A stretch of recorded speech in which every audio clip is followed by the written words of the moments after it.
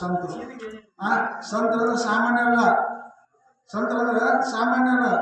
ಅದಕ್ಕೆ ಸಂತರು ವರ್ಣನೆ ಮಾಡೋಕೆ ಅಸಾಧ್ಯ. ಅಂತ ಅದ್ಭುತವಾಗಿರ್ತಕ್ಕಂಥ ನಮ್ಮ ದಾರಿ ಮಾಡಿಕೊಟ್ಟಿರ್ತಕ್ಕಂಥ ಈ ಸಂತ ಸಂಪ್ರದಾಯಗಳು.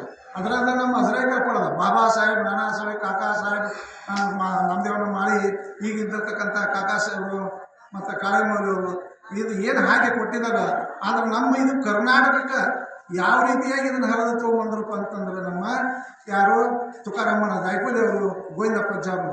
ಇಲ್ಲಿ ಗೋವಿಂದಪ್ಪಜ್ಜವರು ಇಲ್ಲಿ ಪಾದ ಇಟ್ಟು ಹೋಗಿದ್ದಾರೆ. ಎಲ್ಲಿ ಪಾದ ಇಟ್ಟಿದಾರ ಅಲ್ಲೆಲ್ಲ ಪಾವನ ಕ್ಷೇತ್ರ ಆಗಿದೆ ಇವತ್ತು. ಅಂತ ಅದ್ಭುತವಾಗಿರ್ತಕ್ಕಂಥ ಒಂದು ಮನುಷ್ಯ ನಮ್ಮ ಕಣ್ಣಿಗೆ ಕಾಣ್ತಿದ್ರು ಅವರು. ಆದ್ರೆ ಮನುಷ್ಯ ರೂಪ ಅಂತ ಅದು ಸಾಮಾನ್ಯ ಅಲ್ಲ. ಅವರು ದೇವ ಮಾನವರಾಗಿ ಭೂಮಿ ಮೇಲೆ ಬಂದು ಇಷ್ಟೊಂದು ಉಪಕಾರ ಮಾಡಿದ್ದಾರೆ. ಅಂಥದನ್ನು ಇವತ್ತು ನಾವು ತಿಳ್ಕೊಂಡು ಅಳವಡಿಸ್ಕೋಬೇಕಾಯ್ತು. ಅದನ್ನು ಏನಂತ ಅಳವಡಿಸ್ಬೇಕು? ಅದಕ್ಕೆ ಇದು ಕೃಷ್ಣ ಪರಮಾತ್ಮನ ಅದ್ವೇಷ್ಟ. ಮನುಷ್ಯನಲ್ಲಿ ಏನು ಬೇಕು ಅಂತಂದ್ರೆ ದ್ವೇಷರಹಿತನಾಗಿರಬೇಕು. ಅದ್ವೇಷ್ಟ ಅಂದ್ರೆ ದ್ವೇಷ ಇರಲಾರ್ದಂಥವ, ದ್ವೇಷರಹಿತನಾಗಿರ್ಬೇಕಾಗತ್ತೆ. ಅಂದ್ರೆ ಈ ದ್ವೇಷ ಅಂತಕ್ಕಂಥದ್ದು ಎಲ್ಲಿ ಉತ್ಪನ್ನ ಆಕತ್ತನ? ಇದು ಎಲ್ಲರೂ ಹೊರ ಮಾರ್ಕೆಟ್ನಾಗ ಉತ್ಪನ್ನ ಆಕತ್ತನ? ಇಲ್ಲ. ಆಮೇಲೆ ಎಲ್ಲಿ ಉತ್ಪನ್ನ ಆಕತ್ತಿದ್ದು? ಈ ನಮ್ಮ ಇರ್ತಕ್ಕಂಥ ದೇಹದಲ್ಲಿ ಮನುಷ್ಯ ಜನ್ಮದಲ್ಲೇ ಇದು ದ್ವೇಷ ಉತ್ಪನ್ನ ಆಗ್ತದೆ. ದ್ವೇಷ ಉತ್ಪನ್ನ ಆಗ್ಬೇಕಾತಂದ್ರೆ ಅದರಿಂದ ಉತ್ಪನ್ನ ಆಕತ್ತಿದು ಬೇಕಲ್ಲ. ನಾವು ಬೆಳೆ ಹಾಕಿದ್ರೆ ಪೀಕ್ ಹೆಂಗೆ ಬರ್ತದೆ, ಈ ದ್ವೇಷ ಉತ್ಪನ್ನ ಆಗ್ಬೇಕಾ ಶರೀರದೊಳಗೆ ಎದರಿಂದ ಉತ್ಪನ್ನ ಆಕತಿ? ನಮ್ದು ಆಹಾರ ಮತ್ತು ಆ ಗುಣಲಕ್ಷಣ ಏನಿರ್ತಕ್ಕಂಥ ಭಕ್ತನ ಗುಣಲಕ್ಷಣದೊಳಗೆ ಇವೆಲ್ಲ ಬರ್ತಾವಂತಂದ್ರೆ ಅಲ್ಲಿ ಉತ್ಪನ್ನ ಆಗ್ತೈತಿ. ಆಹಾರ ತಿನ್ನೋದ್ರೆ ಹೆಂಗೆ ನಮಗೆ ದ್ವೇಷ ಉತ್ಪನ್ನ ಆಗ್ತೈತಿ? ಯಾವುದು ನಾವು ತಿನ್ನಬೇಕಾಗೈತಿ, ಯಾವ್ದು ತಿನ್ನಬಾರ್ದು. ಅದಕ್ಕೆ ಹೇಳಿದ್ರೆ ಸತೋ ರಜೋ ತಮ. ಸಾತ್ವಿಕ ಆಹಾರಗಳನ್ನು ತಿನ್ನೋದ್ರಿಂದ ನಮ್ಮಲ್ಲಿ ಸಾತ್ವಿಕ ಭಾವನೆಗಳು ಬರ್ತಾವೆ. ರಜೋ ಆಹಾರಗಳನ್ನು ತಿನ್ನೋದ್ರೆ ರಜೋಗುಣ ಬರ್ತದೆ. ಮತ್ತು ಇನ್ನು ನಮ್ಮ ತಾಮಸಿ ಆಹಾರಗಳನ್ನು ತಿನ್ನೋದ್ರಿಂದ ತಾಮಸಿ ವೃತ್ತಿ ಪ್ರಾಪ್ತ. ಈ ತಾಮಸಿ ಆಹಾರಗಳನ್ನು ತಿನ್ನೋದ್ರಿಂದ ದ್ವೇಷ ಉತ್ಪನ್ನ ಆಗತ್ತೆ. ಅಲ್ಲಿ ತಾಮಸಿ ಆಹಾರ ಅಂತ ನಮಗೆಲ್ಲ ಗೊತ್ತದ. ಏನು ತಿನ್ನಬಾರ್ದು ಕೆಲವೊಂದು ನಮ್ಮ ಸಂಪ್ರದಾಯ ಈಗ ಹೇಳಿದಾರೆ. ಒಂದೇ ಒಂದು ಇವತ್ತು ನೋಡ್ರಿ ಬೆಳ್ಳುಳ್ಳಿ ಉಳ್ಳಾಳಿ ತಿನ್ನಬಾರ್ದು ಅಂತ ಒಂದು ಸಂಪ್ರದಾಯಗಳಾಗಿದೆ. ಅವನು ತಿನ್ನೋದ್ರಿಂದ ಏನಾಗ್ತೈತೆ ಅಂತಂದರೆ ನಮ್ಮಲ್ಲಿ ಇರ್ತಕ್ಕಂಥ ವಿಕಾರಗಳು ಚಾಚಿ ಆಗ್ತಾವೆ. ಆ ವಿಕಾರ ಸ್ವರೂಪಗಳು ಬರಬಾರ್ದು ಅಂತ ತಿಳ್ಕೊಂಡು ಏನು ಮಾಡಿದ್ರು, ಆಹಾರ ಪದ್ಧತಿ ಹಾಕಿದ್ದಾರೆ. ಆಹಾರ ಪದ್ಧತಿ ಇತ್ತು ಅಂತಂದ್ರೆ ನಾವು ಎಂಥ ಆಹಾರಗಳನ್ನು ಸೇವಿಸಿದ್ರೆ ಆ ರೀತಿಯಾಗಿ ನಮ್ಮ ಗುಣಗಳು ಉತ್ಪನ್ನ ಆಗ್ತವೆ. ಅಂದ್ರೆ ಈ ದ್ವೇಷ ಅಂತಕ್ಕಂಥ ಭಾವದಾಗ ಈ ಭಾವಕ್ಕೆ ಏನಪ್ಪ ಔಷಧ ಅಂತಂದ್ರೆ ಆಹಾರ ಪದ್ಧತಿ. ನಮ್ಮ ನಡೆ ನುಡಿ, ನಮ್ಮ ಆಚಾರ ವಿಚಾರ ಇವು ಹೆಂಗೆ ಬರಬೇಕಪ್ಪ ಅಂತಂದ್ರೆ ಸೌಮ್ಯದೊಳಗೆ ಬರಬೇಕು, ಸಾತ್ವಿಕದೊಳಗೆ ಬರಬೇಕು ಅಂತಂದ್ರೆ ಆಹಾರ ಮೂಲ ಕಾರಣ ಆಗ್ತದೆ. ಅದಕ್ಕೆ ನಮ್ಮಲ್ಲಿ ದ್ವೇಷ ಉತ್ಪನ್ನ ಆಗಬಾರ್ದಪ್ಪ ಅಂತಂದ್ರೆ ನಾವೇನು ಮಾಡಬೇಕು? ಆಹಾರ ಪದ್ಧತಿಯನ್ನು ಅನುಕರಿಸ್ಬೇಕೈತೆ. ಇದು ಒಂದು ಏಕಾದಶಿನೇ ಇರುತ್ತೆ. ಯಾಕೆ ಮಾಡಿದ್ರಪ್ಪ ಇದನ್ನು ಏಕಾದಶಿ ವ್ರತ? ಏಕಾದಶಿ ವ್ರತ ಆಚರಣೆ ಯಾಕೆ ಮಾಡಿದ್ರು? ಏಕಾದಶ, ದಶ ಅಂದರೆ 10, ಏಕಂದ್ರೆ 1, 10 ಇಂದ್ರಿಯಗಳು ಯಾವಪ್ಪ? 5 ಕರ್ಮೇಂದ್ರಿಯಗಳು, 5 ಜ್ಞಾನೇಂದ್ರಿಯಗಳು. ಇವಕ್ಕೆ ಮ್ಯಾಲೆ ಅನ್ನೋದು ಮನಸ್ಸು ಅಂತಕ್ಕಂಥದ್ದು ಒಂದೈತಿ. ಈ ಎಲ್ಲವನ್ನು ಹತೋಟಿ ಮಾಡೋ ಸಲ ಏಕಾದಶಿ ವ್ರತ. ಅಂದ್ರೆ ನಮ್ಮಲ್ಲಿ ಇರ್ತಕ್ಕಂಥ ಒಳಗೆ ನಾವು ಅನೇಕ ಆಹಾರಗಳನ್ನು ತಿಂದು ನಮ್ಮದೇನೈತಿ ಒಳಗೆ ಜಿಡ್ಡು ಐತಿ.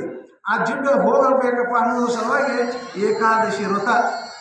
ಎಲ್ಲ ವ್ರತಗಳಿಗಿಂತ ತಾಯಿ ಸ್ವರೂಪ ಯಾವುದಂದ್ರೆ ಇದು ಏಕಾದಶಿ ವ್ರತ. ಅನೇಕ ವ್ರತಗಳನ್ನು ಮಾಡ್ತಾರೆ. ಶನಿವಾರ ವ್ರತ ಐತಿ, ಗುರುವಾರ ವ್ರತ ಐತಿ, ಮಂಗಳವಾರ ವ್ರತ ಮಾಡ್ತಾರೆ, ಅನೇಕ ವ್ರತಗಳನ್ನು ಮಾಡ್ತಾರೆ. ಆದರೆ ಅವೆಲ್ಲದಕ್ಕೂ ಯಾವುದೋ ತಾಯಿ ಬೇರೆ ಅಂದ್ರೆ ಈ ಏಕಾದಶಿ ವ್ರತ. ಅಷ್ಟು ಅದ್ಭುತವಾಗಿರ್ತಕ್ಕಂಥ ಈ ವ್ರತ ಅದ. ಈ ವ್ರತ ಆಚರಣೆ ಮಾಡೋದ್ರಿಂದ ಏನಾಗ್ತದೆ? ನಮ್ಮಲ್ಲಿ ಪವಿತ್ರತಾ ಮನೋಭಾವ. ಪವಿತ್ರತಾ ಮನೋಭಾವ ಅಂತಂದ್ರೆ ಏನಾಗ್ತದೆ ಅಂತಂದ್ರೆ ನಮ್ಮಲ್ಲಿ ಇದ್ದಂಥ ಕಲ್ಮಶಗಳು, ನಮ್ಮಲ್ಲಿ ಇರ್ತಕ್ಕಂಥ ಏನು ದ್ವೇಷ ಭಾವನೆಗಳು ತನ್ನಿಂದ ತಾನ ಒಂದೊಂದು ಸರ್ಕೊಂತ ಅಪ್ಪಟ ಶುದ್ಧ ಆಗ್ತದೆ. ಶುದ್ಧ ಭಾವ ಬಂತಂದ್ರೆ ಅವಾಗಿರ್ತದೆ ನಮ್ಮಲ್ಲಿ ದ್ವೇಷ ಅಂತಕ್ಕಂಥದ್ದು ಹೋಗ್ತದೆ. ದ್ವೇಷ ಕಳ್ಕೋಬೇಕಾಗಿತ್ತಂದ್ರೆ ಇವನ್ನೆಲ್ಲ ಒಂದು ಇದಕ್ಕೆಲ್ಲ ಇನ್ನೂ ಸಾಕಷ್ಟು ಮತ್ತೆ ಬರ್ತಾವೆ. ಏನೈತಿ? ಗುರುಕೃಪಾ, ಗುರು ಉಪದೇಶ, ಸಂತರ ವಾಣಿ ಇವೆಲ್ಲ ನಮಗೆ ಏನು ಕೊಡ್ತಾವಪ್ಪ ಅಂದ್ರೆ ಈ ದ್ವೇಷೀಯ ಮನೋಭಾವನೆಗಳನ್ನ ನಾವು ದೂರ ಮಾಡಲಿಕ್ಕೆ ಸಾಧ್ಯ ಆಗ್ತದೆ. ಅದಕ್ಕೆ ಈ ಸಂತರ ಸಂಘ, ಅದಕ್ಕೆ ಸಂತ ಸಂಘ ಸದಾ ದೇವಿ. ಸಂತರ ಸಂಘದೊಳಗೆ ಸದಾ ನಾವು ಇರೋದ್ರಿಂದ ಸಂತರ ಏನು ಮಾಡ್ತಾರಪ್ಪ? ನಮ್ಮನ್ನು ಏನು ಮಾಡ್ತಾರ? ತಮ್ಮಂಗ ಮಾಡ್ಕೊತಾರೆ. ಹೆಂಗೆ ಅಂತಂದ್ರೆ ನೀವು ನೋಡಿರಲ್ಲ, ಕುಡ್ಡಿ ಕುಕ್ಕಾರಿ ಹುಳ ಅಂತೀವಲ್ಲ, ಕುಡ್ಡಿ ಕುಕ್ಕಾರಿ ಇರ್ತೈತಿ. ಅದು ಎಲ್ಲಿಂದ ಒಂದು ಕಿಡಿ ಹಿಡ್ಕೊಂಬರ್ತೈತಿ. ಹಿಡ್ಕೊಂಬಂದು ಅದಕ್ಕೆ ಮಣಿ ಕಡ್ತೈತಿ. ಆ ಮ್ಯಾಲ ಮಣ್ಣಿನೊಂದು ಮಣಿ ಕಡ್ತೈತಿ ನೋಡ್ರಿ, ಅವೆಲ್ಲ ನೋಡಿರ್ತೀವಿ. ಅದು ಏನು ಮಾಡ್ತದೆ? ಅದಕ್ಕೆ ಸಂಸ್ಕಾರ ಕೊಟ್ಟು ತನ್ನನ್ನು ಮಾಡ್ಕೊತದೆ. ಹಂಗೆ ಸಂತರು ಜ್ಞಾನೇಶ್ವರ ಮೌಲ್ಯರು, ತುಕಾರಾಮ ಮಹಾರಾಜರು, ನಿವೃತ್ತಿನಾಥರು, ಸೋಪಾನ ಕಾಕ, ಮುಕ್ತಾಬಾಯಿ, ನಾಮದೇವರು ಇವರೆಲ್ಲ ಏನು ಮಾಡಿದ್ರು? ಸಂಬಂಧ ಮಾಡ್ಕೊಂಡವ್ರು ಎಲ್ಲರನ್ನು. ಸಂತರು ಏನು ಮಾಡಪ್ಪ? ಸಂಬಂಧ ಮಾಡ್ಕೊಂಡ್ರು. ಏನು ಮಾಡ್ಕೊಂಡ್ರಪ್ಪ? ನಿತ್ಯ ನಿಯಮ ಹಾಕಿದ್ರು ನೋಡಿ. ನಿತ್ಯ ನಿಯಮ ಹಾಕಿ ಅದನ್ನು ನಿತ್ಯ ನಿಯಮ, ಕಾಕಾತಿ, ಅಭಂಗ, ಪ್ರವಚನ, ಕೀರ್ತನ ಇದೆಲ್ಲನೂ ಕೇಳಿ ಕೇಳಿ ಕೇಳಿ ಕೇಳಿ ಸಂಬಂಧ ಮಾಡ್ಕೊಂಡ್ರು ಸಂತರು. ಹಂಗೆ ಒಂದು ಎಕ್ಕಚಿಕ್ಕ ಕೀಡು ಹೆಂಗೆ ಮಾಡ್ತಂದ್ರೆ, ಮತ್ತು ಮನುಷ್ಯ ಜನ್ಮಕ್ಕೆ ಬಂದ ಮೇಲೆ ನಾವು ಮನುಷ್ಯರನ್ನಾಗಿ ಮಾಡಿದ್ದೀವಿ ಅಂತಂದ್ರೆ, ಮಾನವಿಕ ಮೌಲ್ಯಗಳನ್ನು ನಾವು ಬೆಳೆಸ್ಕೊಳ್ಳಿಲ್ಲ ಅಂದ್ರೆ ಮತ್ತು ನಾವು ಸಂತರಂತೆ ಹ್ಯಾಂಗೆ ಮಾಡಬೇಕಾಗ್ತದೆ?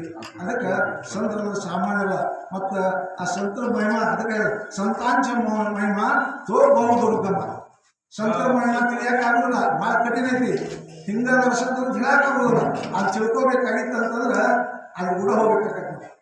ಮೀನು ಹೆಂಗೆ ಮಲ್ಕೊಂತ ಅಂತಂದ್ರೆ ಮೀನಿನ ರೂಪ ತಗೋಬೇಕಾಗ್ತದೆ. ಮೀನಿನ ಜೀವಕ್ಕೆ ಹೋದಾಗ ಆ ಮೀನು ಹೆಂಗೆ ಸಮುದ್ರ ಬದುಕ್ತಾವೆ, ನೀರಾಗ ಹೆಂಗೆ ಮಲ್ಕೊಂತಾವ ಗೊತ್ತು ಹೆಂಗೆ ಆಗೋದೈತೆ ನಾವು, ಹೌದಲ್ಲ? ಅದಕ್ಕೆ ಆ ಸ್ವರೂಪದಾಗ ಬಂದಾಗ ಮಹಾತ್ಮ ಮಹಿಮಾ ಗೊತ್ತಾಗತ್ತೆ.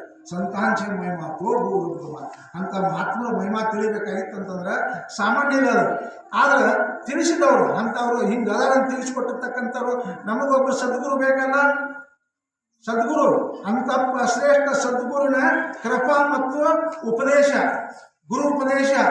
ಹಂಗೆ ಗೋವಿಂದ ಪಜ್ಜಾರಿ ಏನು ಮಾಡಿದಾರಪ್ಪ ಅಂತಂದ್ರೆ 118-20 ಹಳ್ಳಿಯೊಳಗೆ ಗುರು ಉಪದೇಶ ಮಾಡಿದಾರ.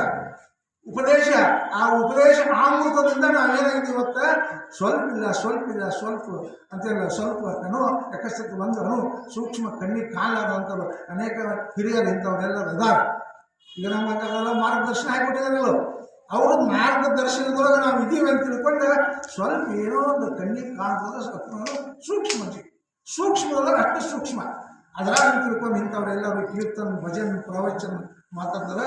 ಅದಕ್ಕೆ ಯಾವಾಗಲೂ ಕೂಡ ಸತತವಾಗಿ, ಯಾವಾಗಲೂ ಸತತಂ ಕೀರ್ತಿ ಅಂತವು ನಾವು ಯಾವಾಗ ನನ್ನ ಗುಣಗಾನ ಮಾಡ್ತಾರೆ, ಯಾವಾಗ ನನ್ನನ್ನು ಹೊರತಾರೆ, ನನ್ನನ್ನು ಪ್ರವಚನ, ಕೀರ್ತನ, ಭಜನ ಯಾರು ನನ್ನನ್ನು ಮಾಡ್ತಾರ ಅವ್ರನ್ನ ಸದಾಕಾಲ ರಕ್ಷಣೆ ಮಾಡ್ತಾರೆ. ಅದಕ್ಕೆ ಭಗವಂತ ಏನು ಹೇಳ್ತಾರಪ್ಪ ಅಂತಂದ್ರೆ ಸರ್ವಭೂತಾನ ಮುಂದೆ ಹೇಳ್ತಾರೆ. ಇಲ್ಲಿ ಸರ್ವಭೂತಾನ ಎಲ್ಲರಲ್ಲಿ, ಎಲ್ಲ ಜೀವಿಗಳಲ್ಲಿ ಎಲ್ಲವನ್ನೂ ಪ್ರೀತಿಸಬೇಕು. ಏನಂತಾರ? ಮೈತ್ರ ಸರ್ವಭೂತಾನ್ ಮೈತ್ರ ಕರುಣ. ಮೈತ್ರ ಅಂದ್ರೆ ಪ್ರೀತಿ. ನಾವು ಎಲ್ಲರನ್ನೂ ಪ್ರೀತಿಯ ಮನೋಭಾವದಿಂದ ಕಾಣಬೇಕು. ಎಲ್ಲರನ್ನೂ ಇವ ಇವ ಇಲ್ಲ, ಇವ ಬಡವ ಶ್ರೀಮಂತ, ಹೆಣ್ಣು ಗಂಡು ಭೇದ ಭಾವ ಇಲ್ಲದ ಎಲ್ಲರನ್ನು